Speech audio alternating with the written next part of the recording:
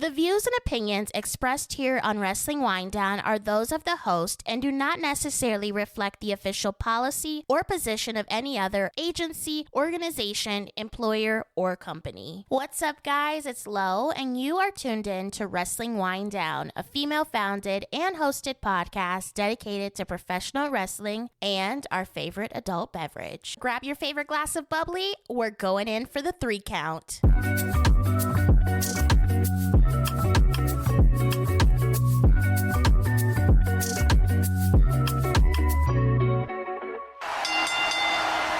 This episode of Wrestling Wind Down is sponsored by SeatGeek. SeatGeek is a ticket app that takes the confusion out of buying tickets. There are so many amazing wrestling shows coming up, and why not get the best bang for your buck? Wrestling Wind Down listeners get $20 off their first ticket purchase on SeatGeek by using our code WWDCAST.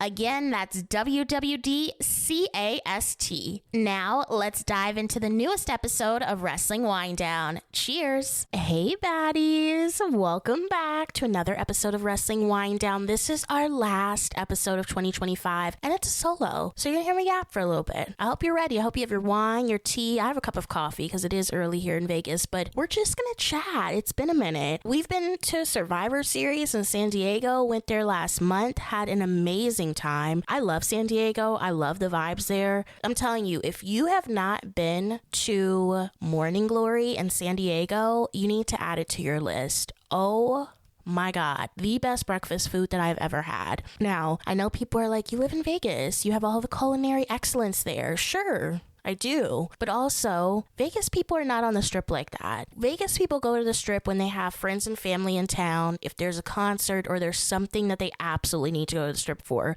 Other than that, we are in the suburbs, we are in the other areas around Vegas. The strip is a shit show. It really is. A lot of people, tourists, there's always traffic on Las Vegas Boulevard, so we avoid the strip, but Morning Glory, so good, and honestly, the prices are not bad. So if you're looking for the best bang for your buck, definitely check them out. This is not sponsored. We had an amazing time. We went to the Superstore. I tweeted it about the Superstore, but honestly, every single time that I've gone to a WWE Superstore, I feel like it elevates every single time. This time felt like the best it's been. I've been in different cities. I've been to different Superstores, whether it was WrestleMania, whether it was SummerSlam, etc. This was the best one I've been to. So I have very high hopes going into WWE World in Las Vegas next year for WrestleMania, because they did a good job with the one this year. Very spacious. They had a lot of activations, which I feel like is extremely important when you have some type of convention. You know, they were very organized in terms of the lines for signings, the lines for their other different things going on as well. Little small minor details that they could work on, but the full scope was very good. And like I said, in San Diego at WWE Superstore, they did a very good job. So kudos to them. We went to Survivor Series. We bought our tickets 30 minutes before showtime. We got a really good deal on the tickets that we bought. Great view. We were directly behind the floor, not raised. We were still on the floor, but we were directly behind the first section of floor seats. Amazing views. Just a wonderful night. The weather was not cold, which was our concern. You know, San Diego at night especially gets a little chilly, but it wasn't too chilly. We had just amazing time. So loved the venue of Petco Park. It was nice and open. It wasn't too hard getting out. We had a good time. I love West Coast shows. I really do, because I went to AEW Worlds End recently, and taking that trek to Chicago is a long one. It's about 3.5 hours, maybe 4 if you have delays. And girl, look, I love Chicago, but Chicago in the wintertime is another animal. You hear me? You need your gloves, you need your mittens, you need your hat, you might need a shiesty mask. That's how cold it gets out there, and especially with that wind chill, whew, baby, you got to stay warm. Bring your thermals. But I love Chicago. Went out there for AEW Worlds End. First night was like our chill night. We had dinner at Perry's Steakhouse. I love a good steakhouse. There is just something about going to different steakhouses when I travel and just trying what they have there that just gets me excited to travel. But went to Perry's Steakhouse, had a couple little sweet drinks, had some steak, good vibes all around. Next day, woke up, we went to AEW Worlds End, had amazing seats, and honestly, the card was stacked. really stacked. You saw the AEW Women's World Championship on the line. We saw the women's tag titles on the line. We had 2 semifinal matches for the Continental Classic going into the final match of the Continental Classic. All of those matches were incredible. Then you had also, the pre-show with Maya World and High-End, who ended up getting signed finally. So excited for them. And you had Eddie Kingston on the pre-show card. You had a couple tag matches in the main card as well. You had the World Championship on the line. We did see a new world champion in MJF being crowned in Chicago. But it was a really good show. Now, we know Tony Khan loves to put on a 15-hour pay-per-view, and he absolutely delivered with the time duration. We were out of there walking out at like 11:30. It started at 5. So we were there for a good 6 hours. We almost had to clock in. But we had an amazing time. Vodka Lemonade was on point. Now, did I see somebody walking out of the bathroom with tacos in their hand? That is diabolical, but yes, I did. Yes, I did. That's disgusting. But I won't get into that. Not my place. But yeah, I probably could have thought through my outfit a little bit better. So I brought one of our Wrestling Wind Down, Wrestling Nitro Meets Baddie shirts, right?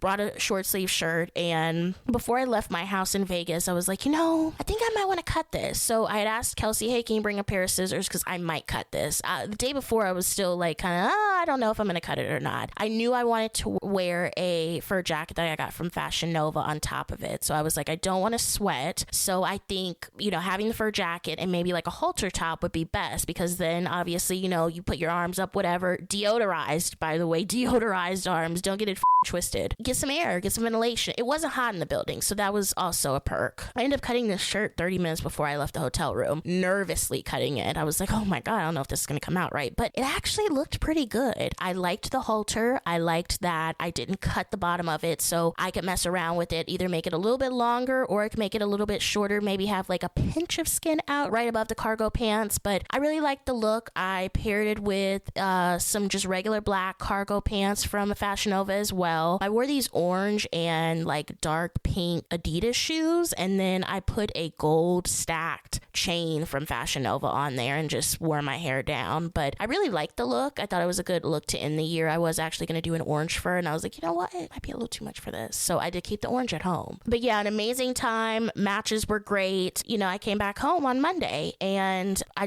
love Chicago, but like I said, the cold is just, it'll get your ass. So if you're going to Chicago anytime soon, maybe you're going for Elimination Chamber in February, bundle up. You don't want to freeze, okay? Enjoy your graps in a warm ass jacket, or maybe you put a jacket on top of your Wrestling Wind Down merchandise. Look, 2026 is going to be big. There's a lot of wrestling shows going on. I'm so excited for WrestleMania to be back here. You got to do it in style. Shop.wrestlingwinddownlv.com. We are dropping collections every month. I am so excited for 2026 to focus a lot on Vegas content with WrestleMania coming back here. Our book club for Natalia Neidhart's book is in January, so excited about that. That's our first book club ever. And then we also have some other initiatives that I'm working on, but obviously we're still going to be doing the merch, but we are scaling it back just a tad, and we're going to be doing it monthly. So definitely keep your eyes on that. We'll still be dropping podcast episodes. I'm so excited for the guests that we have coming up. I'm so grateful for the 2025 that we've had with Wrestling Wind Down, being able to have our first appearance at a convention and be able to meet so many of our supporters, and be able to provide the merch right up front and center to women that love wrestling, women that want designs that aren't the stereotypical designs that you see on the wrestling company website. So very grateful for that opportunity, very grateful to be able to host a brunch during WrestleMania weekend that brought women together in this community from all over the world. We had women from the UK, we had women from Florida, California, all over the place. I'm just so internally grateful for, having these experiences, having these moments, being able to meet so many individuals in this community. Very grateful for the opportunity to be able to travel to, shows, whether it's WWE, AEW. It's just been really incredible, and being able to meet people at the arena, at the WWE World, at different stuff like that. So I'm so grateful. And, I look around this community and I'm so proud to see other women who are absolutely killing it. The first 2 people I can think of immediately are Lyric Swinton and Haley Miller. Haley is with Vice and Lyric is with Sports Illustrated. I mean, thinking back when I first got into this community and started Wrestling Wind Down almost 7 years ago, we did not have a lot of female representation. And seeing it now at such a large scale with entities and companies like a Vice or a Sports Illustrated or Fightful, it's like, it is so incredible to see these women have these opportunities, interview these wrestlers, be able to share their opinions. Their well-formulated, knowledgeable opinions is just so incredible. I hope in 2026 we see more women enter the field of professional wrestling. It feels like every time I get on TikTok or I get on Instagram, I'm seeing a new platform for women who love wrestling. And I think it's just so incredible to see the new faces, the new content creators. And it just makes me so proud to be a part of this community. And I'm looking forward to seeing what 2026 brings, not only for the women in this community, but just professional wrestling in general, but also Wrestling Wind Down. I'm very excited for what's next to come. So I feel like I need to just put my wine bottle up, maybe put a wine glass up, be a little bit more classy, and say cheers, everyone. We had a wonderful 2025, and we will have an even better 2026. Now, I do want to talk about some of the top moments, in my opinion, from this year. Like I said, there has been so much that has happened in professional wrestling, and there's been so many good moments. There's been a lot of moments that people have not liked, but I'm going to keep it positive here. I'm going to talk about some of my top moments overall, starting with Mercedes Moné's takeover. Now, I know a lot of people nowadays, they are not happy that Mercedes Moné went and absolutely dominated in both AEW as well as the independent circuit, but Mercedes Moné won and held 13 belts, comprised of 11 singles championships simultaneously, surpassing a record set 30 years prior by Ultimo Dragon. That is insane. Not only for a woman, but a black woman, she is creating history. She has broken records. She's one of the most highly decorated professional wrestlers right now, and honestly, I feel like in the entire world. My girl Haley Miller, like I mentioned earlier at Vice, described Moné's championship quest as helping to bring attention to smaller wrestling promotions in their championships while also elevating Moné herself, which I absolutely agree with. There was a lot of dialogue online this year about, why is Mercedes going to this promotion or that promotion, winning this? Why is she doing this? Is she going to be there? And it's like, take a step back, right? You look at Mercedes going to these smaller independents. These independents now have eyes on them because they have Mercedes Moné holding their championship. So think about it like this. When you first started watching AEW, when you first started watching WWE, what did you do after you first got into it? You more than likely went on Google, you more than likely went on YouTube, and you started watching matches from the past of said company, right? That is more than likely what's going to happen with these independent promotions that Mercedes is active in that aren't in AEW and that aren't, a New Japan Pro Wrestling. These smaller independents are going to get more eyes, more followers, more views because of the Mercedes Moné impact. Some people might say, oh, it's self-serving. I don't think it is. I think it shows that Mercedes wants to wrestle with the best everywhere, not just in AEW, but in the entire world. And I think it has been so incredible to see her maneuver and go to all these different countries that, myself personally, I've never watched wrestling in, some of these places that she's gone, but now I've checked it out because she's been there. Her goal has been met. Obviously, we know she is losing some of these championships now. We've kind of seen the Mercedes meltdowns that she's been having, but, she's still holding a ton of them and she's challenging for titles still. So I'm very excited to see what her 2026 looks like. Moving over to some returns that we've had in professional wrestling this year, I gotta start with AJ Lee. This was one that was almost a dream return for a lot of people. AJ Lee was in WWE when I was kind of on my break in wrestling, so I wasn't too familiar with the love and the passion that AJ Lee brought out in a lot of our audience, but it's been so exciting to see people that watched her growing up and when they first started watching wrestling be able to see someone who they admire, who they respected in professional wrestling return, and she's absolutely killed it in the matches that she's had. She sold a lot of merchandise because people want their merchandise back from, the past that they had, but it's just been really exciting. It's been an exciting time, and I think definitely when she came back and the weeks after that and the weeks of her, being on TV, being in those pay-per-view matches, like the community just felt way more positive because it felt like people were actually happy and excited to turn into the programming at the thought of AJ Lee being on TV. I'm really excited. We know that she did sign a multi-year contract with WWE. I'm excited to see more out of her. She was in the War Games match this year, which I feel like is so incredible to think about, especially since she hadn't wrestled in so many years. She looked amazing in the match. She worked really well with her teammates. She got her off, I won't lie. So I'm excited to see what 2026 brings for AJ Lee. I think that nostalgia factor really, like I said, it really has made people happy. It's made people excited to continue watching women's wrestling, which, I love me some women's wrestling. So, it's been a really exciting time. Speaking of another really big return, we saw Liv Morgan return in person at Survivor Series. I've always really liked Liv from NXT, moving up to the main roster, but I feel like she really found her footing being involved with Dominic Mysterio and having these, women's championship reigns, the tag team championship reigns. Like, she has really proven to everyone, especially the naysayers, that look, I have what it takes to be in a main event capacity. I have what it takes to be a champion, and she's shown it through and through. She's just so personable, and I said it episodes and episodes ago. It might have been even years ago, but the really cool thing I think about Liv Morgan is that she has such a strong connection with her fans. She's never, shied away from those who have been day ones to her, and it's really exciting to see her be able to be one of the top women in WWE and just be a badass. Like, I love seeing badass women in professional wrestling, and Liv Morgan is definitely one of them. So I was super excited. I was screaming when she came back because I had a feeling she was.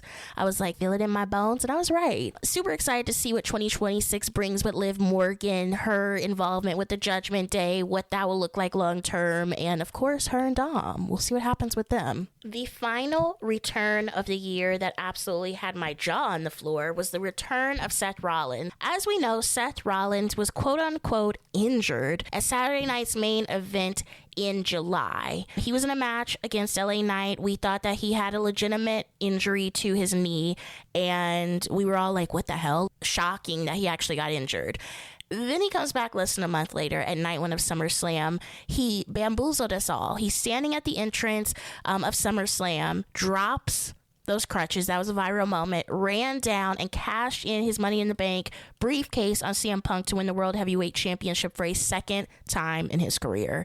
Sadly, Seth Rollins is actually out with a legitimate injury now. He was injured at Crown Jewel in October. He had a shoulder injury, so his reign did end as World Heavyweight Champion. He had a reign of almost 80 days. He's been out since October. They say he's going to be out for 6 months, so we'll see what his WrestleMania looks like. Seth Rollins has had an amazing 2025. That WrestleMania match with him, CM Punk, and Roman Reigns was definitely a top match on the whole WrestleMania card. Obviously was the leader of the Vision, which really has elevated Bronson Reed as well as Braun Breaker, but unfortunately, like I said, he actually did get legitimately injured, but he's been able to really start kind of looking at these side projects. I saw him on Netflix on Christmas doing commentary for the NFL, so I think it'll be interesting to kind of see what Seth Rollins' career looks like moving forward. Obviously, he has outside interest. We do know that WWE is on Netflix as well, which would probably explain the partnership there, but it seems like a lot of people like him in the football world. So if that's something that maybe WWE can kind of hang on to and really strengthen that partnership, we may see more wrestlers kind of getting in that football bag when they're out on injury, which wouldn't be a bad thing. Wrestling is definitely becoming a household name again. There was a while there where it was kind of seen as weird to like professional wrestling, but I feel like now you look around at some of these stores, Zoomies, Tilly's, Hot Topic, etc., there's wrestling shirts right along with musicians and other sports, and wrestling is starting to be talked about way more than it was. And some might say it is the inclusion of certain celebrities like a Travis Scott or other celebrities we've seen like West Side Gun getting involved, or it's the fact that WWE is on Netflix now, and just wrestling is just really doing really well, and we're seeing it on so many different platforms. We're seeing celebrities go to shows, we're seeing celebrities front row at WWE and AEW events, so I'm looking forward to seeing how big and mainstream that wrestling can continue being and the different fans that it brings in. I had said it at the beginning of the year, but WWE moving to Netflix really has expanded their portfolio of fans, from first timers who may just stumble upon it watching something else on Netflix to fans that may have not watched wrestling in 10, 15, 20 years who are just intrigued at the fact that A, professional wrestling is still on, but B, it has transformed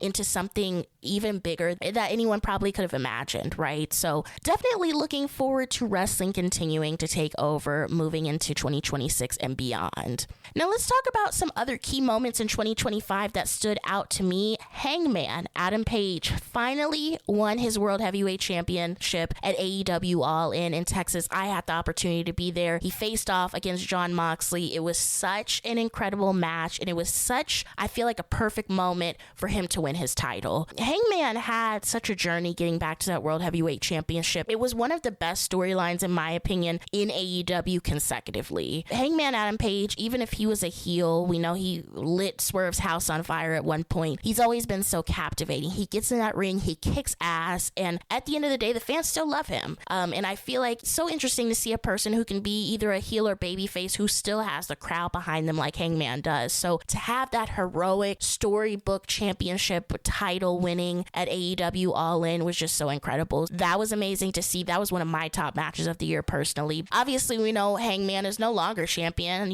Shed one gangster tear for that. Samoa Joe had taken that title off of him, and most recently MJF took the title off of Samoa Joe in a four-way that saw Hangman, Swerve, Samoa Joe, and MJF fighting for that championship at Chicago at Worlds End. We're in the MJF era again, not necessarily one of my favorite eras for championships. We'll see how it goes. MJF has a fresh-ass new hairline from Turkey, and he is feeling himself. So we'll see how this world title reign looks like compared to his last title reign, besides the hairline, right? Just the fact that, he's back. It seems like he's invigorated. We'll see what Sly out of his mouth, because there's already been some slight coming out of his mouth. So I digress on the rest of that.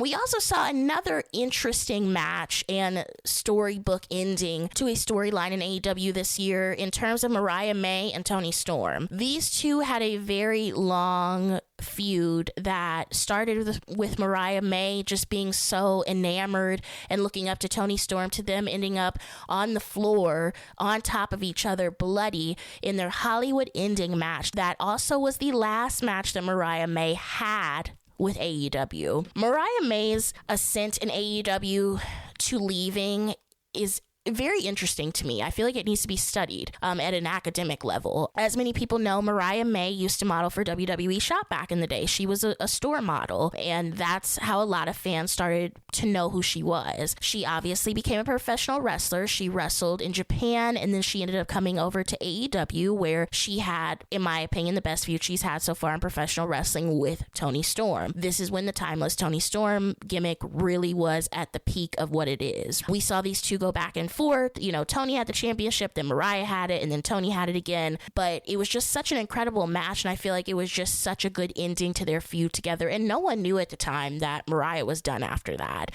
Seeing the dialogue online, obviously you're going to have the men who think, oh, well, she jumped to, WWE, specifically NXT, like she downgraded and blah, blah, blah, blah, blah. Look, Mariah May made it well known that WWE was her dream, and people do things for themselves. It's not just about the fans, and the fact that she jumped to WWE NXT should not be surprising to anybody. She wanted to be in WWE. She went over to AEW first. She got her stock up. She had great matches with numerous people. She had that amazing feud with Toni Storm, and then when she felt like she was ready to leave to go to her dream job, she did. I'm sure you'd do the same thing if you were looking to get to your dream job. It's been interesting seeing her in NXT. A lot of people have had some negative things to say. She's held a championship over there. She lost it recently in what they say was not planned. So that's been interesting to watch, like the fallout of that as well. Do not sleep on Mariah May. Do not sleep on your Mariah May stonks. Like, you should have invested early, and I feel like now we're going to see just her propel in this industry. I feel like once she gets out of NXT and she's on that main roster, I can't wait to see some of the matchups she has. She comes from an era that, loved Nikki Bella. There's a lot of girls on the roster now who we're seeing more of the women that us fans like myself grew up watching, like a Nikki Bella, like Naomi, Becky, Bayley, Charlotte, Sasha. Like, we're seeing those women just now starting to get into these NXT spots or main roster spots. And it's interesting, right? Because before now, a lot of the girls girls were inspired by Trish, Lita, Victoria, Melina, and now we're starting to see the modern day women. I mean, look, Nikki Bella came back this year. That was another return that I really liked. Nikki Bella is back. Nikki is challenging for championships. I can't imagine being somebody in the back who looked up to Nikki Bella, watched Total Divas, watched her be multiple time women's champion, watched her and Brie get inducted into the Hall of Fame, and be able to also work with her in a professional setting, have matches with her. These women are living their dream. So when I see people online talking about, oh, well, Mariah May jumped ship, why did she leave AEW? She went over to NXT, she's not making enough. First of all, hop out her bag. Unless you are paying her, don't worry about how much she's making. She is living her dream. Let that girl live her dream. Period. My final aspect of 2025, I feel like this is not surprising whatsoever, that will live rent-free in my head for probably the next, I don't know, my whole life, is John Cena's retirement tour. As I've said before on this show, I don't think I would be a professional wrestling fan if it wasn't for John Cena. Seeing this retirement tour, you know, you have a lot of people that hated it. You have a lot of people who loved it. I did not like part of it, but I'm glad that we were able to get this retirement tour out of John Cena and that he wrestled the dates that he did. He did what he had to do, and at the end, he got the retirement that he wanted. I think that, me included, you know, that match against Gunther at Saturday night's main event where he did lose to a submission, which was the first time he had lost to a submission in years, was shocking. You could hear a pin drop in that arena. You could even tell on TV. Obviously, people were not happy with Triple H. They did not like the ending of the match, but I think what a lot of people forgot, and hey, you know, maybe someone's refreshing their memory now, but John Cena is all about helping the younger generation. And I think he did a really good job. If you haven't checked it out, check out his interview with Cody Rhodes on Cody's podcast, but he talked about the ending of that match, how the match went, etc. And John Cena wants to elevate the younger talent, and I feel like that is what a lot of these older guys who are retiring, who want to do these retirement tours, that's what they need to focus on. You have the opportunity to build the next generation. And I feel like Gunther is a part of that next generation who are going to see winning championships, being in the main event title picture. And John Cena did what needed to be done, which was elevate Gunther. You'll also remember Gunther retired Goldberg. We're not going to get into that, but same type of deal there. It would have been crazy if Goldberg would have won that match, because what's the point? He's retiring anyway. Do I think that him and John Cena had the same mindset? Absolutely not. But again, that's another story for another time. But the John Cena tour has been interesting. We saw him turn heel at one time, which was weird. That was part of the weirdness of this. I tried to trust the process, but going back and looking at the pictures and looking at the video clips of him as a heel, like, it just doesn't feel right. There's some wrestlers that you look at and you're like, I can never imagine him or her being a heel, or I can never imagine her or him being a babyface. John Cena is one of them. John Cena tried to be a heel, but I feel like I never took him seriously. It always looked like he needed to laugh, but he did what needed to be done. Do I think the retirement tour needed a heel turn? Absolutely not. But we did get another championship out of him. He made history. He got an Intercontinental Championship. He was a babyface at that point, but we've seen John Cena continue to add accolades to his already highly prolific career in this retirement tour, and I think that also needs to be appreciated. I had the opportunity to see him both at WrestleMania. He won the title there, and then I saw him at his last pay-per-view in San Diego. It's just, I'm glad that John Cena got the retirement tour that he wanted. I'm glad that we had the opportunity to see him, even if the dates weren't what we all wanted, which I think some people want him to wrestle every week. Like, this man is not going to be wrestling every week. I think that we should appreciate what we did get out of him, because look, there have been legends in the past who just retire. They just leave and go off into the sunset and do their extracurricular activities and enjoy retirement. We don't get a full retirement tour. It seems as though that's going to kind of be almost like a standard in a way. There's been rumors that maybe Chris Jericho might do a retirement tour. We know AJ Styles is set to retire next year. We know Samoa Joe is going to retire soon. You know, there's a Rey Mysterio is more than likely going to retire soon, even though the stem cells they got him on, he may be retiring when he's 80 at this point. But there's a lot of legends that we grew up with, and even a little bit before us growing up, that are now set to do these retirement tours. I think it'll be interesting to kind of see if they molded after John Cena's in terms of dates. Are they having them do, you know, maybe 18 to 20 dates, or maybe they're doing more? Who knows? And it'll also be interesting to see at the end if they decide decide that they want to elevate younger talent who may be that next main event status like they were in their career or maybe once in their career, or if they want to go out winning. So thank you, John Cena. Thank you for the memories. John Cena has always been one of my favorite superstars. I have so much John Cena merch. I still remember I had a John Cena poster on my wall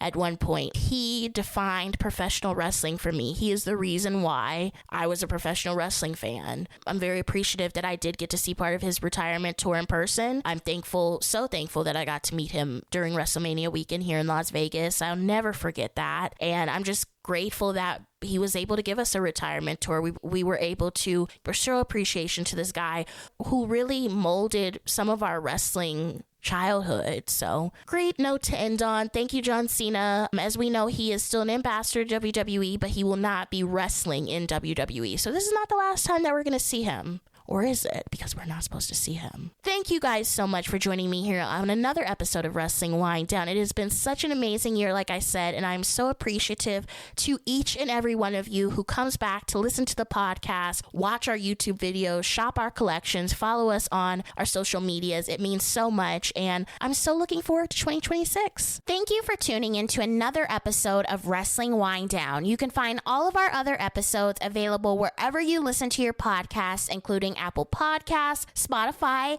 Google Play, and iHeartRadio. We are on Twitter and Instagram at WWDCAST.